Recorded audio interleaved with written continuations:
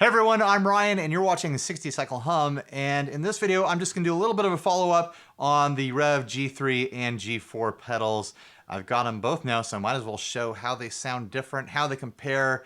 It's purple versus red. Let's check them out. You'll notice that the EQ settings on the G3 are different than on the G4. I feel like the G4 has higher treble headroom, so I've got the treble lower on this pedal, and then the G3 has higher mid presence, so I have the mids down a little bit, just so they're closer into the same EQ kind of range. I'll put them at the same setting at some point here so you can see how they compare.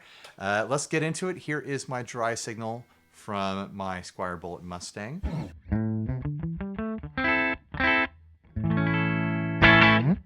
Pretty clean. Here is the G3.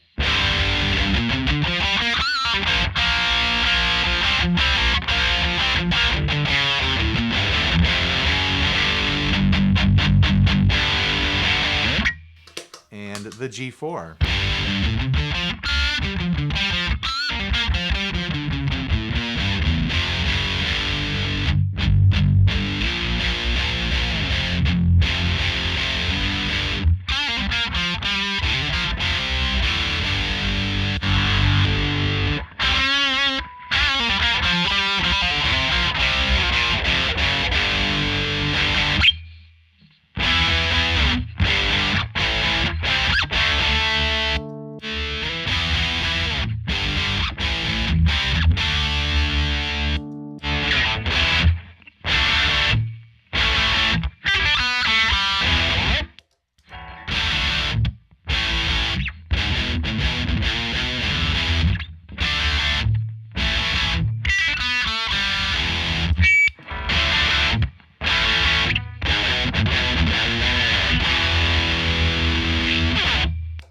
So to my ear, the G3 has more of this compressed, kind of like metal-voiced, filtered sort of sound going on.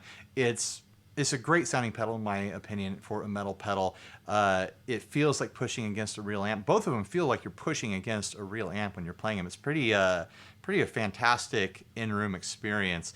But yeah, the G4 is just more of an open, overdrivey kind of experience where you're getting these kind of like fizzy spikes and ragged edged peaks on the edges of your playing, almost in a little bit of a fuzzy way. Like it's overdrive pushing into fuzz, where the G3 is definitely squarely into a distortion sort of territory. I'll put them at the same EQ settings like I promised earlier. Here. That's kind of my ideal settings for the G4, and we'll see how the G3 compares. And then I'll set the G3 to my ideal settings for that, and then match it with the G4.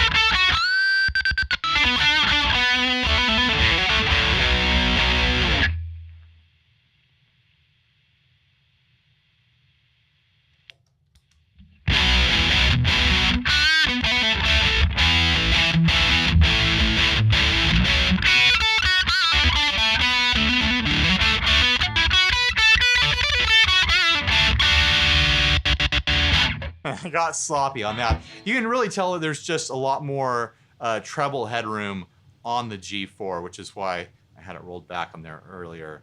So yeah, big difference there. Certainly not the same pedal, even though they live in the same gain range for sure. Like, they're both doing this high gain thing. A big difference that I want to show off is how they handle lower gain settings. So we'll start off with the G4 here on the lowest gain setting.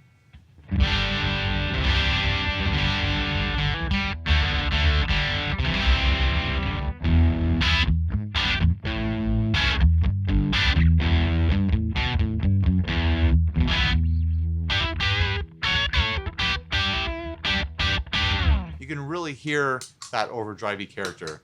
Now the same setting on the G3.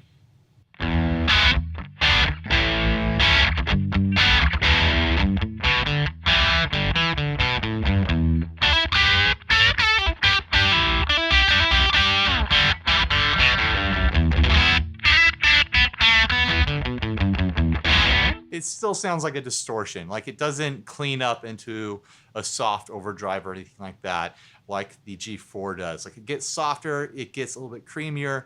You can do bluesy kinds of stuff with it, more subtle stuff. The G3 stays a distortion even on the low gain settings.